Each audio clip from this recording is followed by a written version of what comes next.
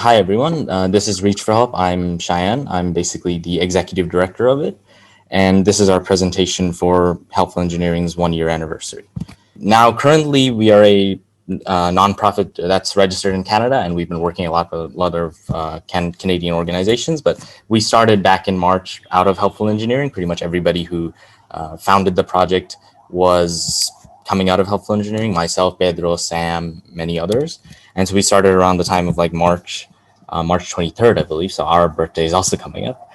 And so, yeah, we started around here when COVID cases started blowing up and when a large part of the world was locked down. Like, I think about like a third of the entire world's population was locked down, and it resulted in many people, especially the elderly, the poor, the immunocompromised, from actually receiving the help that they needed. So when they were locked in, they couldn't, go out and get food, get groceries, get like other sorts of necessities without putting themselves and their family members at home at risk.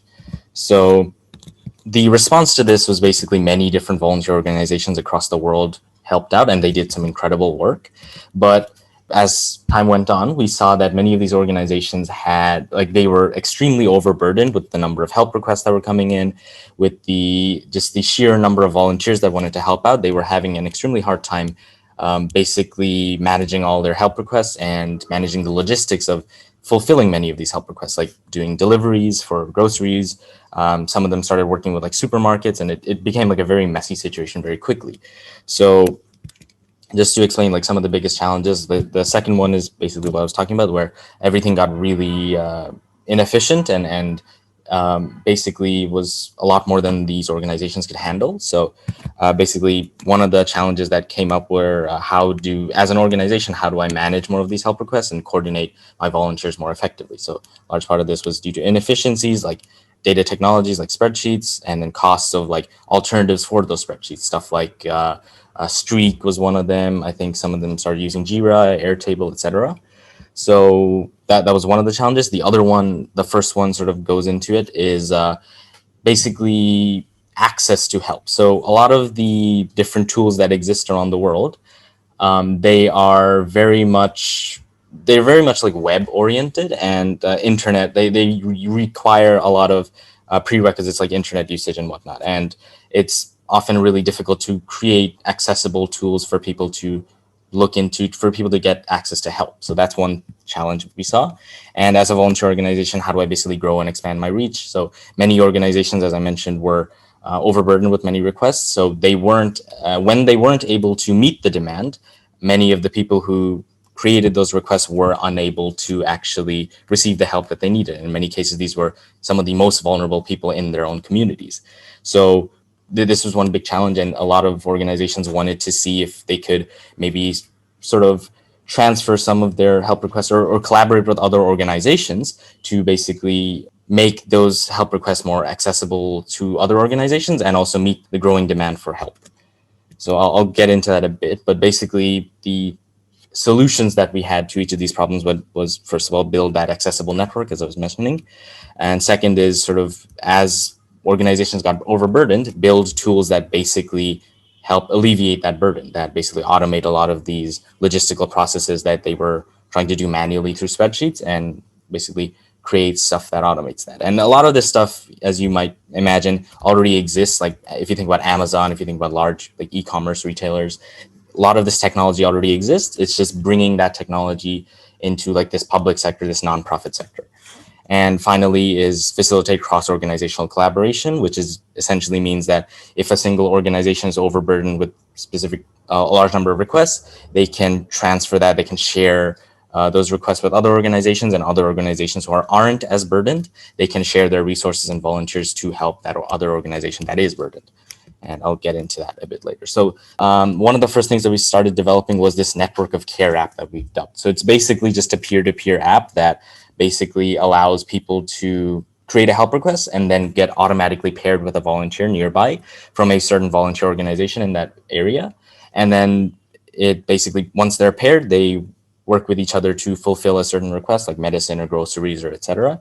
And the idea for this was basically a like volunteer matchmaking platform that would alleviate some of the coordination overhead that a lot of the organizations would have to do manually. So instead of an organization having to find a person in need and like find a volunteer that suits what they need, this sort of automatically matches them. And instead of volunteer having to sort of micromanage every aspect of fulfilling a request, lets the volunteer and the person in need, or the beneficiary in this case, basically work that out on their own. And if the organization needs to step in, let's say like the request has been pending for over 5 or 10 days, then the organization steps in and sort of not micromanages, but like tries to help out in that respect. So this removes a lot of that burden from organizations. On top of that, we also built, so this was the first thing we built. This is like a mutual aid map of different organizations across the world. So all of this is live. You can go at the website is map.reach4help.org.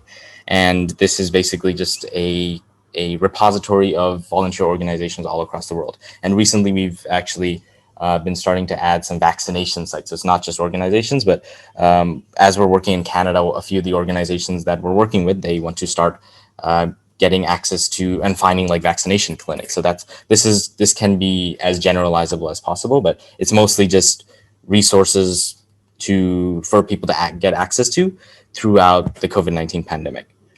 And you can type in your address and basically it just finds any organization near you. So recently we also tried to help out in Texas, as the power outages happened, water shortages, and many other events that happened in that area. A lot of people were left vulnerable and were left without the aid that they needed. So we wanted to scout out a few organizations in that area. We found a few volunteers in that area to basically just create some markers here with organizations that could help, like provide food and water and other resources. And luckily we got a lot of people, like a lot of traffic in these areas as well. So definitely hopeful that it's working. And so the final thing that we're currently working on, which sort of goes towards working with organizations, is the organizational dashboard, where you can basically coordinate all requests and volunteers from like an easy to use interface, track the status of requests, and in many cases, a lot of this is automated as well. So this is more of just like a front end interface for seeing how this automation works and how certain organizations can also step in when they need to.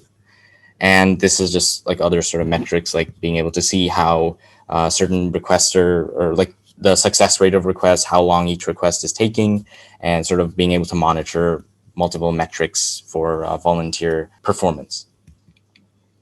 And so we've partnered with a few organizations across the world as we sort of were building out some of these things. So firstly, as we was talking about the map, a lot of other organizations started to do the map thing as well. Like they started to find out specific maps in the US, some started working in Europe, and some started working in the Asia area. So our map tries to basically combine all of those and like create like a hub repository of organizations all across the world. And so we have like an ongoing partnership, like via the use of APIs and other sort of tools, that we sort of combine all of these different tools and all these different organizations into one sort of accessible map.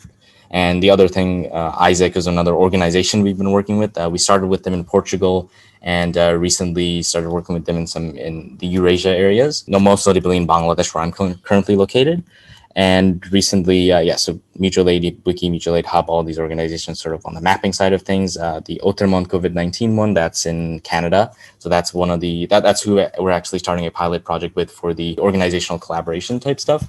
And then Google for Nonprofits and a few other sort of supporters gave us some funding in terms of outreach and actually development and infrastructure costs as well.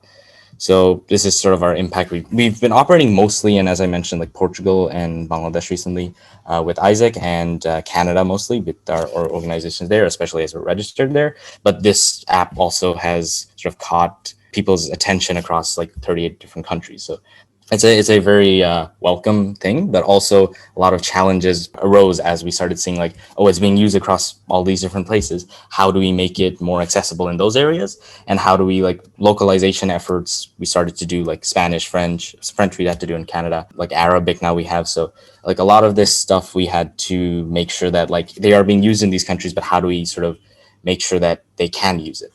So that was one of our other challenges, and a few other supporters. Google gave us some infrastructure stuff, Netlify for hosting, Gatsby, etc. And so Slack also gave us some stuff, as Slack is our main communication tool. And Hermit QA gave us a lot of support in terms of quality assurance, and of course, Helpful Engineering. Helpful Engineering is a partner, but also a supporter. So Helpful, like as I mentioned, we started out at Helpful. So there's definitely a deep-rooted connection between Reach4Help and Helpful, and a deep-rooted appreciation as well. A lot of our volunteers came from Helpful, and they've also provided us a lot of support in recruitment and some DevOps as well back in the day. So this is just like a glimpse of our team. We have like over 400 volunteers worldwide, just from like a few coders in March of 2020 out of Helpful. So sort of thinking about like future visions, and this is where it sort of goes into working more with Helpful in terms of like a partnership and possibly a customer role as well. Which is I'll skip ahead, but like the measuring of demand signals within communities. So one thing that we can do as an organization that is able to record like help requests and types of requests from certain areas is that we can sort of measure the demand signal within a certain area. So let's say you have this part of like Toronto that is requesting a large number of coats during the winter. So then we can sort of allocate resources like based on this demand. We can reach out to local governments, we can reach out to the Red Cross in that area, and we can also provide that information to Helpful to have them start allocating their resources toward projects that basically try to help alleviate that concern of clothing insecurity. So like maybe delivery drones, maybe some other innovations that I cannot come up with. That is what Helpful would basically help accomplish and facilitate. And some of the other visions is cross-organizational collaboration. That was more of a vision, and now we're starting to create like a pilot project in Canada. So definitely looking forward to that as it sort of comes into play in the next few months. I might be running out of time. Yeah, so this is just basically some other stuff. We also want to reach out to large organizations. I think that should be it. Yeah, perfect.